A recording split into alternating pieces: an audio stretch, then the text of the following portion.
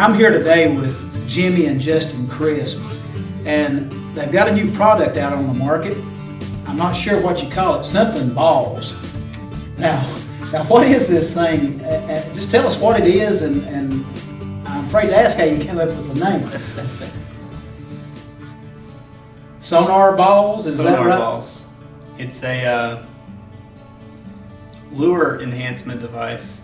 It will take any lure that you use, any dead bait, live bait, doesn't matter, and it will increase its ability to attract fish. Well, that sounds good. So it's not just for bass fishing, it's for... Right, it's for any game species, non-game species, saltwater, freshwater, ice fishing, all the way down to the Florida coast. I mean, it will take any bait that you use. Literally, if you wanted to use night crawlers, dough balls. Yeah, someone mentioned that you could even use it with dough balls to catch carp. So we've talked about the different kinds of fish you can catch with this enhancement, but what is it?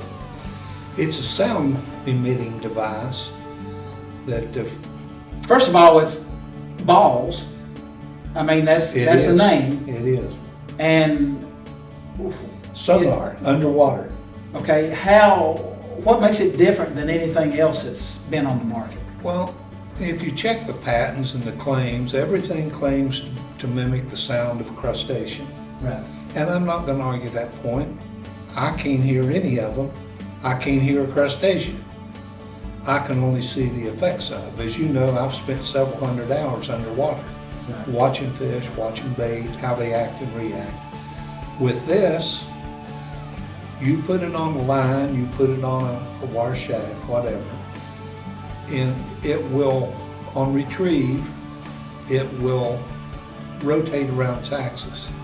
It emits a sound, a whirling or a buzzing sound, and the bait literally will swim along with it, come to it.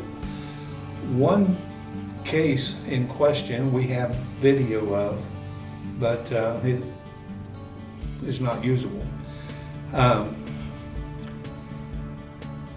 There was a spinnerbait being brought through the water with these on the wire shaft instead of the beads. We noticed the fish coming to it. And I had made these claims that this would happen, and everybody just thought I was joking. We got it on tape. It actually happens. The problem is that fish don't always need that to bite a spinnerbait. Spinnerbait's a very good lure. Right. This simply makes it better. Right. I have never seen fish run from the sound that these make. I have seen fish run from other sounds. Clicking, loud noises. It depends on the frame of mind, if you will, that the fish are in at the time. I've seen them come from a... You have to let the fish tell you what they want. That's exactly right. Yeah. You know, you've heard me say, Tony, we've been friends for many years. Yeah. And you've heard me say over the years, don't ask me, don't ask a fisherman. Ask the fish. That's the fish. And they just don't lie to you. A fisherman may not be lying to you either intentionally, but he may be telling you a falsehood. He might just be stretching the truth. Well, there's some. We're known for that, aren't we? Well, listen, You know, one thing I can see about this that's really good is you're talking about pulling it through the water to make a whirling sound, but you can use it on a worm or something. that's right. When you're bouncing a bait along with what's on the inside of this ball? Ball bearings? There's multiple chambers, and in each chamber there is and I'm not going to give a lot of this away because we're patent pending, but there's a unique metal ball. So it will make a sound with very little movement, or it will make a sound if you retrieve it rather quickly on a certain lure, right? The sound changes for each. It cannot move, period, but what it generates some sound. Right. The- That's what makes it so effective. That's right. I mean, it can, if it's on with a dough ball, just the movement of the current right. or of the wind blowing the line, whatever, the person shaking is generating sound. If you attach it to a skirt, the skirt will lay there at rest on the bottom. It'll pulsate with the movement of the water. That's right. It And it'll generates emit sound. That's right. You can slip it on 2 or 3 or 4 of them, 5 of them. We got guys that will not put it in water without 5 of them, and they swear by it. I can imagine people would want to replace their beads on Carolina rigs with these. The good thing about these is that they also float. So a lot of people actually put the balls above the swivel on a Carolina rig. So you have the sinker actually coming down and hitting these glass beads. Well, that's putting all the sound towards the sinker and the swivel. Thing about these, you can put them on your tagging up to where your bait is actually directed to. Right. So these are floating all the way up to the bait, and all your sound is at the bait. So if you use, like Dad said, you can't hear, you might not be able to hear one, but if you attach 2 or 3 and give it a little shake, you can hear that. Yeah. So if you're trying to go for the crawfish, If you want a little more sound, Right. you can add extra ones, and then if you don't, but like you said before, let the fish tell you what they want. Absolutely. Okay, now a question I have as a consumer. How are these packaged?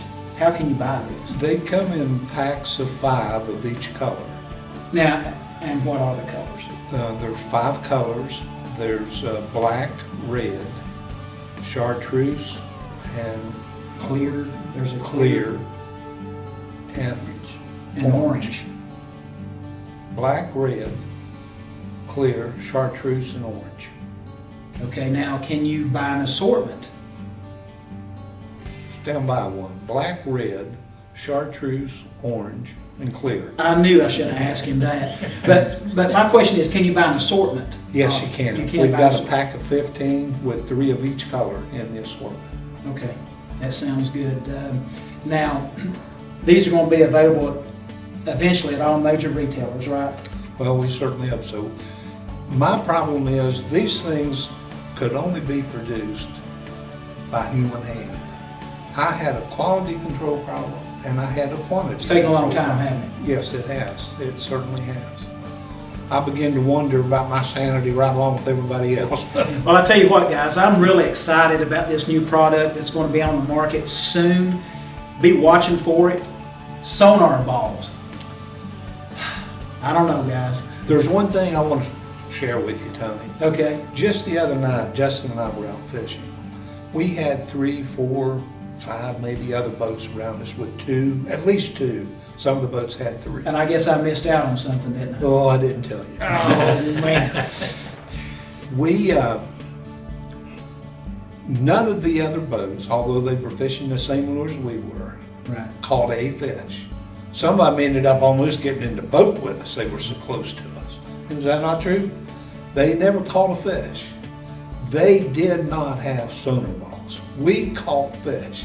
There was over 90 pounds of fish caught, not by anybody but him and me. And we are the only ones that had sonar balls. Well, I'll tell you what we need to do. We need to not have people just take our word for it. They need to go buy some when we get them on the market and just see for themselves. That's right. As instead of asking the fishermen, instead of believing this video, get some, go ask the fish. They'll tell you the truth. I'm Hunter Hamilton. We're here to talk about Sonar Ballzz today. One of the uses I use it for is for topwater frog. A lot of times be out fishing the grass and just the frog itself, the movement just isn't enough and need just a little bit more action or sound to get them to come up and eat it. Just a couple of weeks ago I was down fishing a Spro tournament on Gunnersville in Alabama and couldn't get them to bite. Just went in and stuck a few of these in there, a few Sonar Ball rattles in there, and it made all the difference. Ended up coming in 13th out of 200 and something boats, and And first trip down to Gainesville, but it was a fun one. All right, my name is Josh Rourke. I'm a local fisherman here, East Tennessee. I've been using these Sonar Ballzz for quite a bit. They make a lot of difference. Use them on a drop shot quite a bit. You got finicky fish, makes a difference getting them a bite. We use them in front of a frog a lot, and actually a soft-bodied frog, and it makes a little bit of difference, makes a little sound. You know, it's a nice little addition to any kind of soft bait, swim baits. But I really do like them on the drop shot, though. It makes a lot of difference on a drop shot when you're fishing straight under the boat.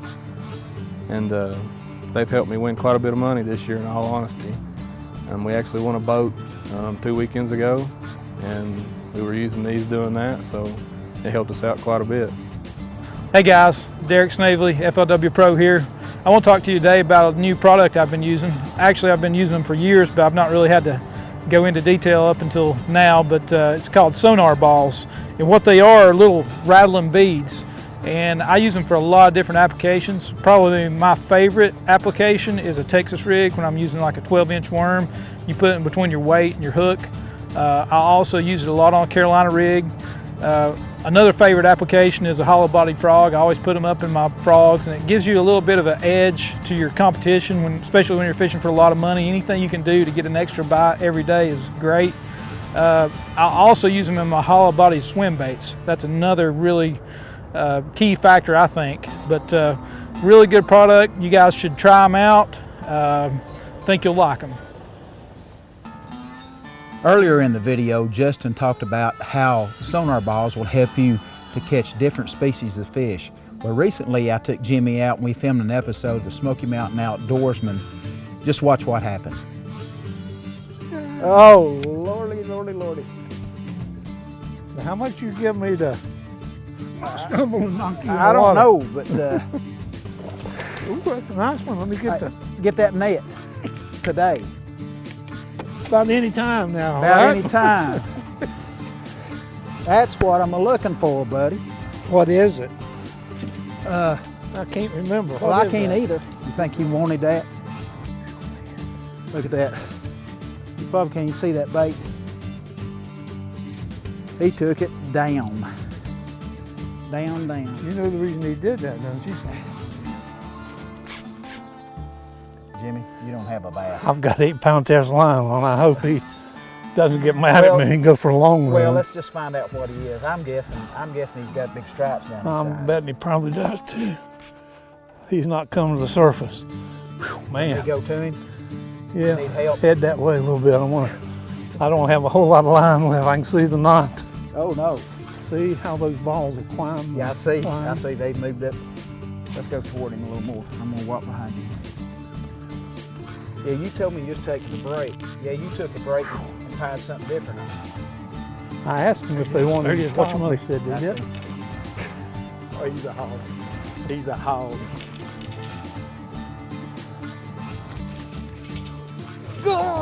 Get him in the net. My God. Guys, this is the East Tennessee largemouth bass. That's what you call. What a fish. You know what? I'm glad we had this net. We never got him in on 8-pound test line. Isn't that something? You need help? Yeah. You're made for a striper. What are you talking about? Caught a lot of largemouth on that. Look right up there. And that's probably bass running those fish right up that bank. They're bad. This bait is made by hog farmers out of Chattanooga. And I mean, Was that? I didn't realize where they were from. You showed me me those pictures earlier. He builds a fantastic bait, all different kinds.